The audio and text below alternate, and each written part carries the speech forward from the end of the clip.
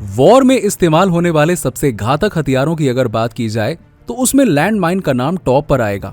वहीं land mine पर जिस किसी भी इंसान का पैर या किसी व्हीकल का टायर पड़ता है तो उसका काम तमाम हो जाता है। ये एक ऐसा हथियार है जिसे चलाने के लिए किसी सोल्जर की जरूरत नहीं पड़ती, बल्कि ये खुद ही दुश्मनों का खात्मा करने के लिए काफी होता है। आपको बता दें कि लैंड माइन सैनिकों की एक छोटी सी टुकड़ी से लेकर बड़े बड़े टैंक तक सब कुछ नष्ट कर सकता है। पर सवाल ये उठता है कि आखिरकार ये काम कैसे करता है। इस पर पैर रखते ही लैंड माइन आखिरकार फट क्यों जाता है और इसके पीछे कौन सी साइंस काम करती है। आइए आज के इस वीडियो में हम आपको बहुत ही सिंपल 3D एनिमेशन के जरिए लैंड माइन के काम करने की प्रक्रिया समझाने वाले हैं। तो आइए बिना किसी देरी के वीडियो को स्टार्ट करते हैं। सबसे पहले तो आपको बता दें कि लैंड माइन 350 से भी ज्यादा अलग अलग प्रकार की होती हैं जिन्हें जरूरत के हिसाब से इस्तेमाल किया जाता है, लेकिन समझाने के लिए बेसिकली इन्हें दो प्रकार में बांटा जा सकता है। इसमें पहली है एंटी टैंक माइन और दूसरी है एंटी पर्सनल माइन। जैसा कि इनके नाम से ही पता चलता है कि एंटी टैंक माइन का इस्तेमाल टैंक्स को निष्क्रिय या फिर नष्ट करने के लिए किया जाता है, जबकि एंटी पर्सनल माइन का टारगेट पैदल चलने वाले सैनिक होते हैं। एंटी टैंक माइन आकार में काफी बड़े होते हैं और उसमें विस्फोट भी ज्यादा मात्रा में होता है, लेकिन इसी के साथ ही एंटी टैंक माइन को एक्टिवेट होने के लिए बहुत ज्यादा भार की जरूरत पड़ती है। यानी अगर कोई पैदल सैनिक गलती से किसी एंटी टैंक माइन पर कदम रखते तो ये ब्लास्ट नहीं होगी। वहीं दूसरी तरफ एंटी पर्सनल माइन में विस्फोट तो बहुत कम मात्रा में होता है, लेकिन इसे एक्टिवेट करने के लिए बहुत ज्यादा वजन की जरूरत नहीं पड़ती है। हालांकि एक चीज इन दोनों ही तरह की माइंस में कॉमन होती है और वो है इनके काम करने का तरीका। इन दोनों ही माइंस को प्रेशर, ट्रिप वायर या रिमोट डेटोनेटर की मदद से एक्टिवेट किया जा सकता है। आमतौर पर माइंस की बॉडी मेटल से बनी होती है जो विस्फोट होने पर छोटे छोटे नुकीले टुकड़ों में टूट जाती है और यही टुकड़े आसपास मौजूद लोगों की जान ले लेते हैं। स्क्रीन पर आप जो माइन देख रहे हैं ये एक बाउंडिंग टाइप की एक एंटी पर्सनल माइन M16 है जिसे अमेरिका में बनाया गया है।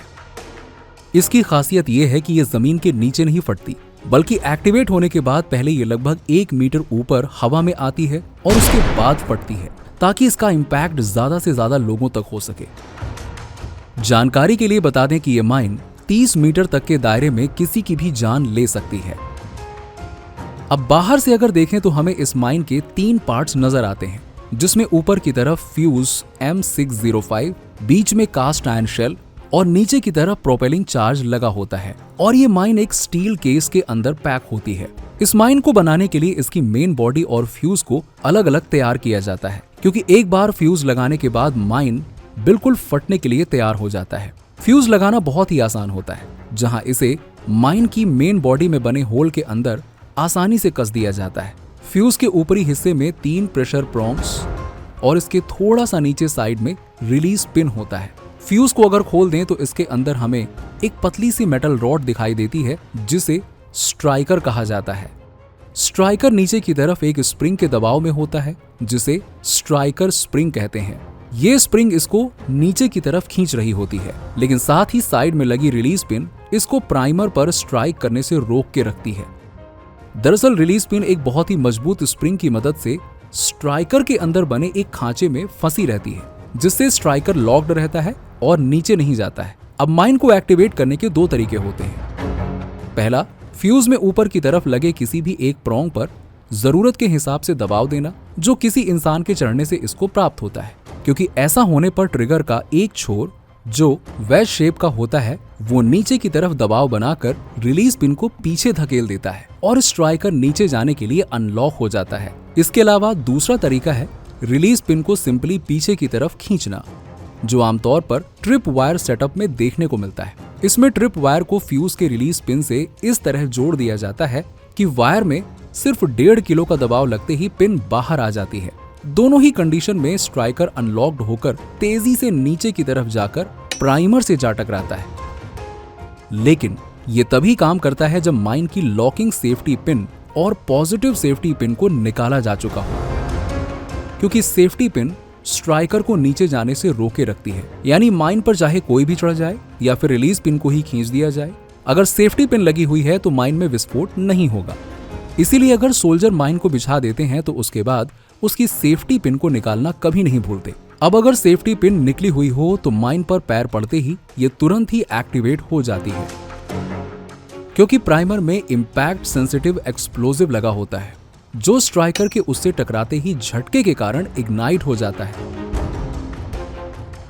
और उसकी आग फ्यूज डिले चार्ज के अंदर ट्रैवल करना स्टार्ट कर देती है। फ्यूज डिले चार्ज का काम विस्फोट को 2 से 3 सेकंड डिले करना होता है ताकि माइन पर चढ़ने वाला व्यक्ति उससे अपना पैर हटा ले और माइन ऊपर हवा में उछलकर फट सके।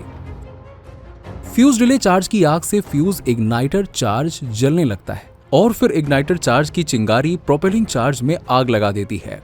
प्रोपेलिंग चार्ज में चिंगारी लगते ही माइन में एक छोटा सा विस्फोट होता है जिससे कास्ट आयरन शेल अपनी बाहरी केसिंग को जमीन में ही छोड़कर एक झटके के साथ हवा में 1 मीटर तक ऊपर उछल जाता है। इस दौरान अंदर की आग दोनों डेटोनेटर डिले चार्जर तक पहुंच जाती है जिससे एक छोटा सा धमाका होता है और उस धमाके से मेन चार्ज जल उठता है। अब मेन चार्ज में आग लगने से बहुत सारी गर्म गैसें निकलती हैं और इन गैसों का प्रेशर इतना ज्यादा बढ़ जाता है कि कास्ट आयरन शेल इन्हें कैद नहीं रख पाता और एक तेज विस्फोट के साथ ये बहुत सारे छोटे छोटे टुकड़ों में बंट जाता है। कास्ट आयरन शेल के ये टुकड़े बहुत ज्यादा नुकीले और घातक होते हैं जो गोली की रफ्तार से इस माइन के इर्द गिर्द खड़े लोगों के शरीर को छलनी कर डालते हैं। मेटल के यही टुकड़े एक माइन विस्फोट में सैनिकों की जान लेने का असली कारण बनते हैं। तो दोस्तों, ये थी माइंस के काम करने की एक पूरी प्रोसेस और इसमें विस्फोट होने के पीछे की साइंस। उम्मीद करते हैं कि आपको वीडियो इन्फॉर्मेटिव लगी होगी।